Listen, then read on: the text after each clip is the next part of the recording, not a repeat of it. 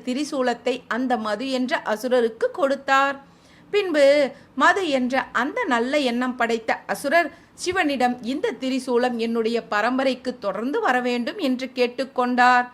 ஆனால் சிவபெருமானோ, உன்னுடைய ஒரு மகன் வரைக்கும் தான் இந்த திரிசூலம் இருக்கும், அதற்கு பிறகு என்னிடமே திரும்பி வந்துவிடும் என்றார். இவ்வாறு சிவனிடம் வரம் பெற்ற மது என்ற அசுரர் தர்மத்தின்படி ஆட்சி செய்தார். அந்த திரிசூலம் அவரிடம் இருப்பதால் எவருமே அவரை வெல்லவும் முடியாது. இப்படியே நாட்களோ கழிந்து போக அவருக்கு ஒரு மகன் பிறந்தான். அவன்தான் லவணாசுரன். சிறு வயது முதலே கொடூரமான குணம் படைத்தவனாக இருந்தான். நான் பிறந்ததே அடுத்தவர்களுக்கு தீமை செய்வதற்காகத்தான் என்ற கொள்கை உடையவன், துஷ்டன் என்று பெயரெடுத்தவன். மகனின் இந்த நிலையை கண்ட தந்தையான மது மிகவும் வருந்தினார். என்ன செய்வதென்றே தெரியவில்லை. கடைசியில் தன்னுடைய மகனிடம் இந்த சூலாயுதத்தை